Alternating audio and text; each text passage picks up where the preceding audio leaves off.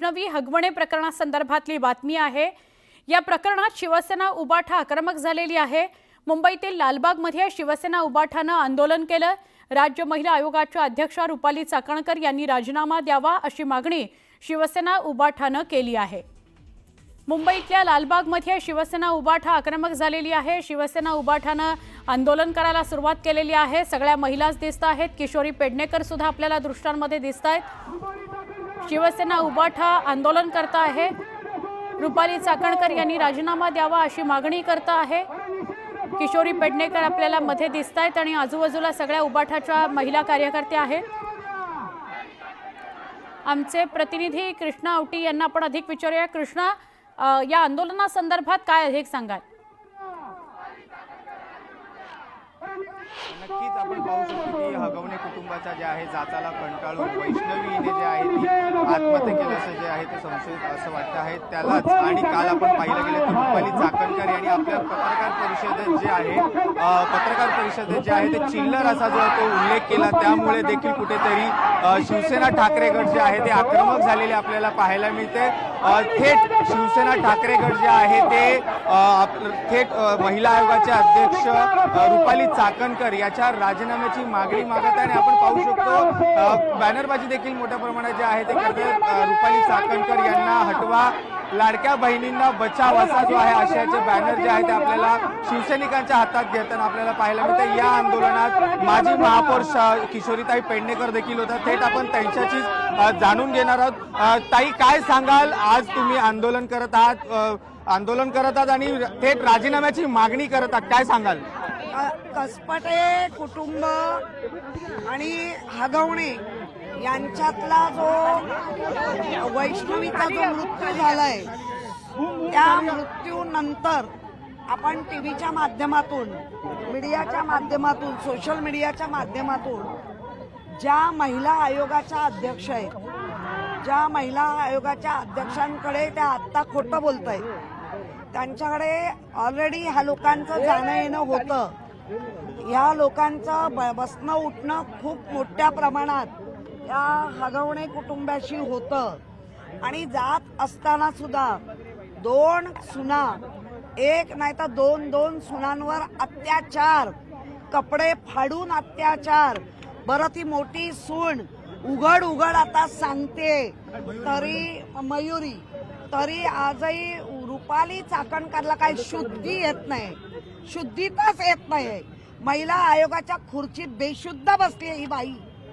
फक्त दररोजच्या म्हणजे जे सुषमा अंधारांनी एक वर्णन केलंय त्या वर्णनाला हिला बावली पण म्हणण्याच्या लायकीची नाही।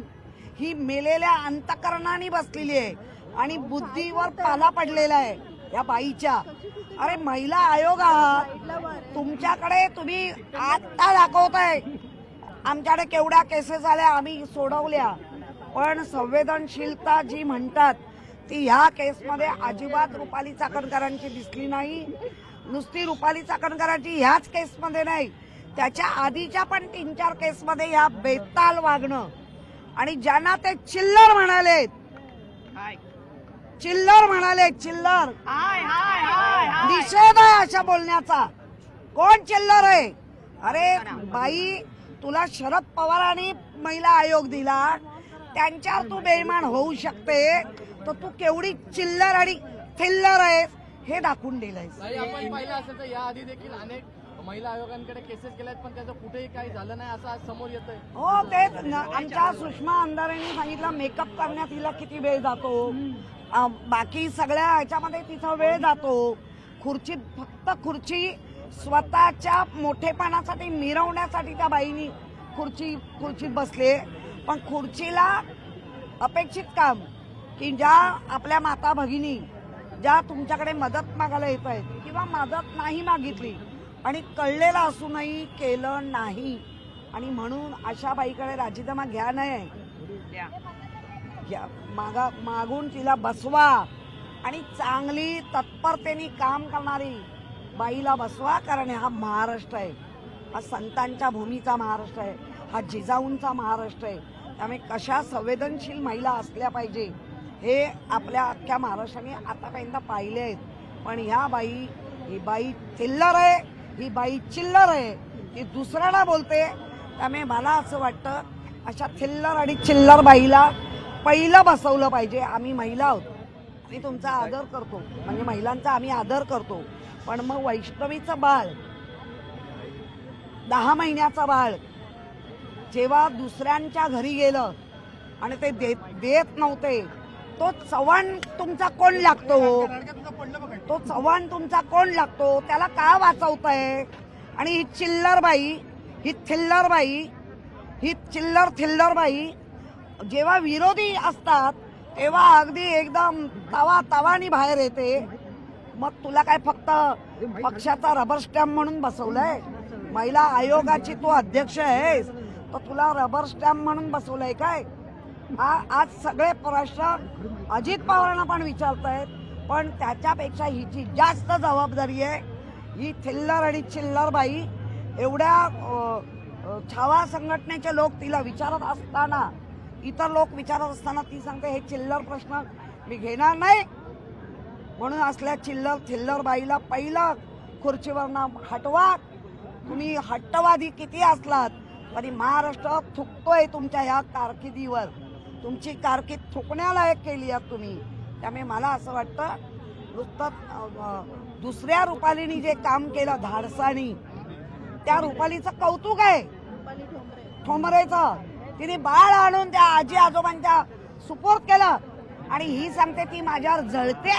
अगं चिल्लर थिल्लर बाई, फक्त मेकअप लावून ह्याच्या नेत्याच्या बाजूला त्या नेत्याच्या बाजूला राहण्यापेक्षा ना जरा काम कर. महाराष्ट्र तुझ्याकडे काम मागताय, महिला न्याय मागतायत. ते न्याय द्यायचा सोडून नको ते चिल्लर थिल्लर साली. छळ होत आहेत, मात्र हा छळाचा प्रकार म्हणजे महिलांवरती होत असलेले अत्याचार आता हे कुठेतरी दर दिवशी 32चा आकडा समोर येतोय. मात्र अधिक देखील असू शकतं. काय सांगाल? अशा चिल्लर आणि थिल्लर जर अध्यक्ष बनत असतील या महिला आयोगवर, तर हे प्रसंग 32 आहेत, 72 व्हायला वेळ नाही लागणार. महायुती सरकार संदर्भातला प्रश्न आहे. आदिवासी विकास विभागाचा निधी महायुती सरकार संदर्भातला प्रश्न आहे. आदिवासी विभागातला निधी लाडक्या बहिणींसाठी वळवलेला आहे. काय सांगाल? लाडक्या बहिणीचे पैसे द्यायला सरकारकडे पैसे नाहीये. मी बावनकुळेंची एक स्टेटमेंट ऐकली. बावनकुळेंची